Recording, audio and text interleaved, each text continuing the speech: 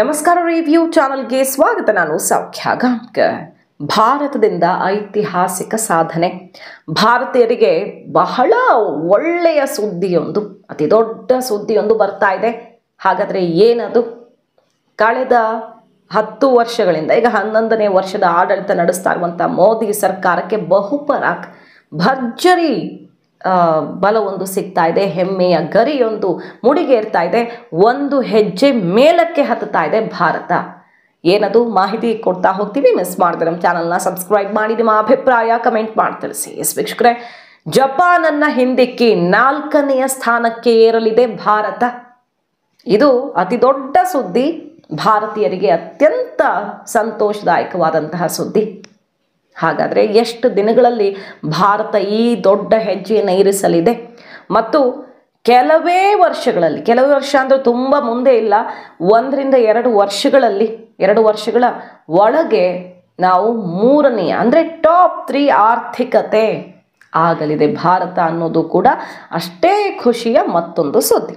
ನೋಡಿ, ಈಗ ಸದ್ಯ ಸಿಗ್ತಾ ಇರುವಂಥ ರಿಪೋರ್ಟ್, ಭಾರತದ GDP ಕಳೆದ 10 ವರ್ಷಗಳಲ್ಲಿ ಯಾವ ರೀತಿ ಡಬಲ್ ಆಗಿದೆ, ಊಹೆ ಮಾಡೋದಕ್ಕೂ ಸಾಧ್ಯವಿಲ್ಲದ ಮಟ್ಟಿಗೆ ಭಾರತ 10 ವರ್ಷಗಳಲ್ಲಿ ಬೆಳೆದಿರೋದು ಹೇಗೆ ಅನ್ನುವ ಇಂಚಿಂಚು ರಿಪೋರ್ಟ್ ಕೂಡ ಸಿಗ್ತಿದೆ. ಈಗ ಅಂಕಿ ಅಂಶಗಳ ಸಮೇತ ಇದು ನೋಡ್ತಾ ಹೋಗೋಣ ಒನ್ ಬೈ ಒನ್.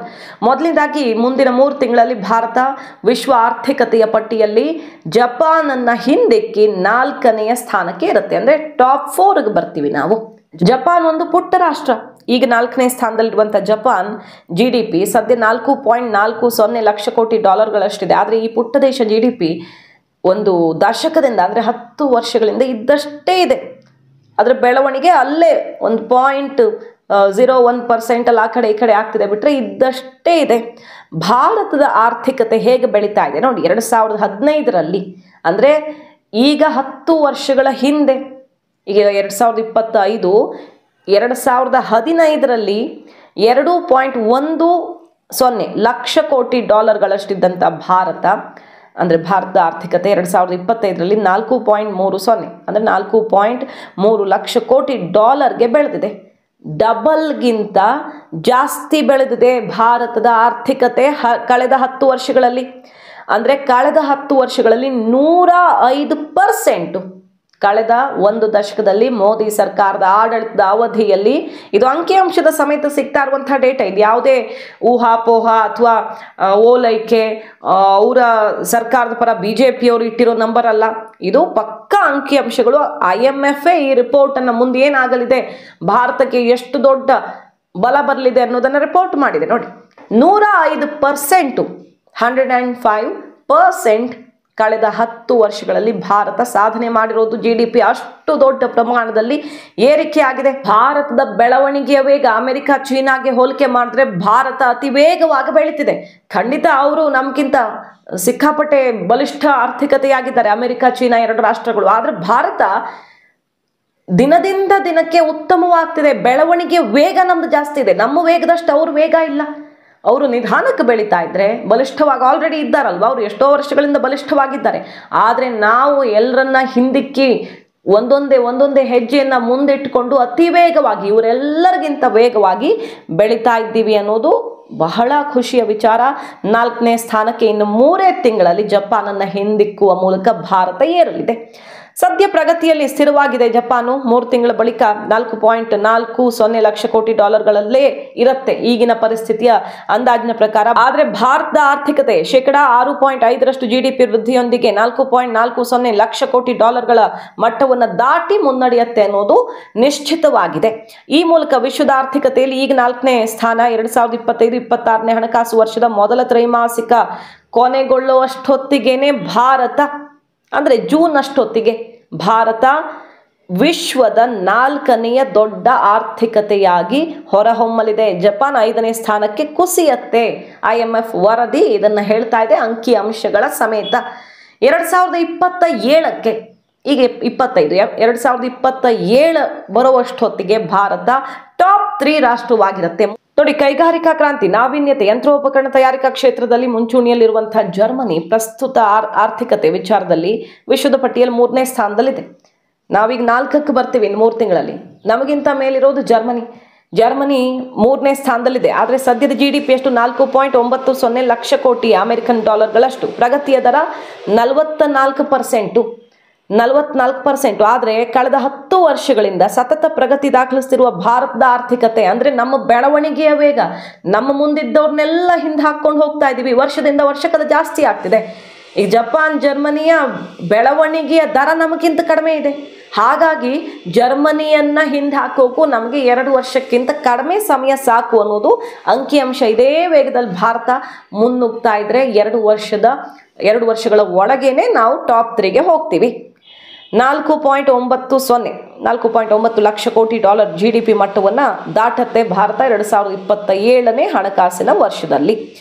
ಆ ಮೂಲಕ ನಾವು ಅಮೆರಿಕ ಚೀನಾದ ಬಳಿಕ ಇರುವಂತಹ ಸ್ಥಾನದಲ್ಲಿ ಗಟ್ಟಿಯಾಗಲಿದ್ದೀವಿ. ಖುಷಿಯ ವಿಚಾರ ಅಂದ್ರೆ 1 ದಶಕದಲ್ಲಿ 10 ವರ್ಷಗಳಲ್ಲಿ ದುಪ್ಪಟ್ಟು ಪ್ರಮಾಣ ವೃದ್ಧಿ ದಾಖಲಿಸೋದು ಅಂದ್ರೆ ಸಣ್ಣ ವಿಷಯ ಅಲ್ವೇ ಅಲ್ಲ. 2015ರಲ್ಲಿ ಎಷ್ಟಿತ್ತು ಅಂದ್ರೆ ಮೋದಿ ಸರ್ಕಾರ ಆಗಷ್ಟೇ ಬಂದಾಗ 2.10 ಲಕ್ಷ ಕೋಟಿ ಇದ್ದಿದ್ದು ಈಗ 4.30 ಲಕ್ಷ ಕೋಟಿಗೆ ಬೆಳವಣಿಗೆ ಕಂಡಿದೆ. ಅಂದ್ರೆ ಅದು ಸಣ್ಣ ವಿಷಯ ಅಲ್ವೇ ಅಲ್ಲ. ಹಾಗಾಗಿ ಭಾರತ ಅತ್ಯುತ್ತಮವಾದ ಬೆಳವಣಿಗೆಯ ಪಥದಲ್ಲಿ ಸಾಗ್ತಾ ಇದೆ, ರೈಟ್ ಟ್ರ್ಯಾಕ್ ಅಲ್ಲಿ ಇದೆ ಅನ್ನೋದನ್ನ ಇದು ಹೇಳುತ್ತೆ. ನೋಡಿ, ಹಿಂದೆ ಸ್ವಾತಂತ್ರ್ಯ ಬಂದ ಬಳಿಕ ನಾವು 1 ಲಕ್ಷ ಕೋಟಿ ಡಾಲರ್ಗೆ ಏರೋದಕ್ಕೆ ಎಷ್ಟು ವರ್ಷ ಬೇಕಾಯ್ತು? 60 ವರ್ಷ ಬೇಕಾಯ್ತು. 1947ರಲ್ಲಿ ಬ್ರಿಟಿಷ್ ಆಡಳಿತದಿಂದ ಮುಕ್ತಿ ಪಡೆದು ಸ್ವಾತಂತ್ರ್ಯ ದೇಶವಾದ ನಂತರ ಭಾರತ 1 ಲಕ್ಷ ಕೋಟಿ ಡಾಲರ್ ಆರ್ಥಿಕತೆಯ ಮಟ್ಟ ತಲುಪೋದಿಕ್ಕೆ 60 ವರ್ಷ ಆ ಸಮಯವನ್ನ ತೆಗೆದುಕೊಳ್ತು.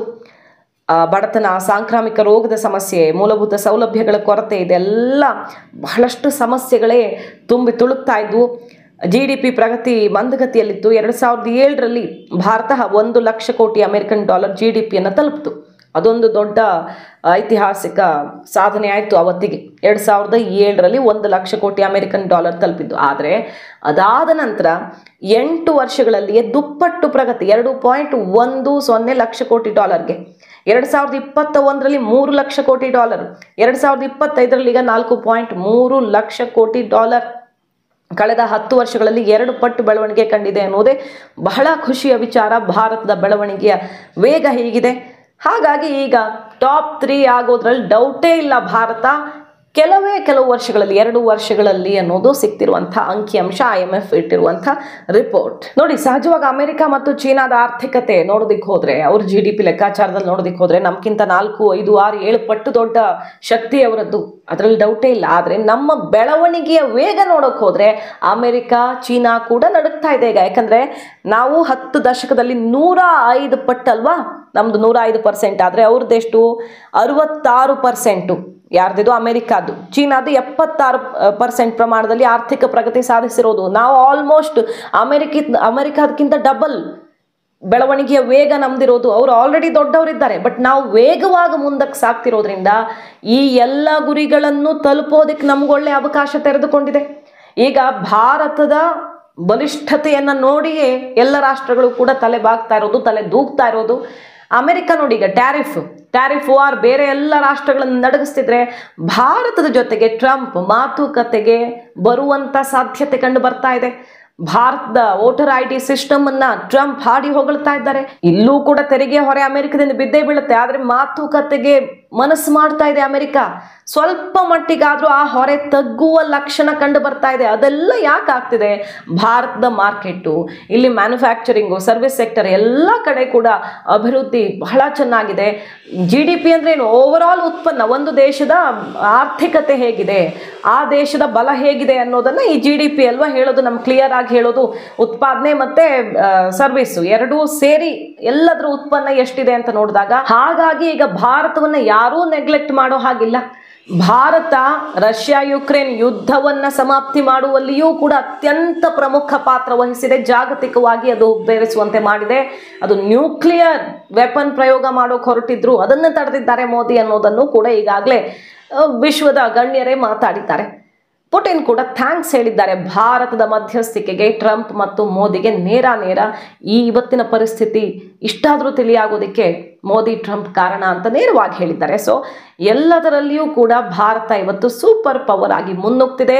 ಈಗ ಮತ್ತೊಂದು ಗುಡ್ ನ್ಯೂಸ್, ಅದೇ ಭಾರತ ಇನ್ನೊಂದು ಹೆಜ್ಜೆ ಮೇಲಕ್ಕಿಟ್ಟಿದೆ ಅನ್ನೋದು ಮಾಹಿತಿ ನಿಮ್ಗೆ ಇಷ್ಟ ಆಗಿದ್ರೆ ಮಿಸ್ ಮಾಡಿದ್ರೆ ನಮ್ಮ ಚಾನಲ್ನ ಸಬ್ಸ್ಕ್ರೈಬ್ ಮಾಡಿ, ನಿಮ್ಮ ಅಭಿಪ್ರಾಯ ಕಮೆಂಟ್ ಮಾಡಿ ತಿಳಿಸಿ. Thank you.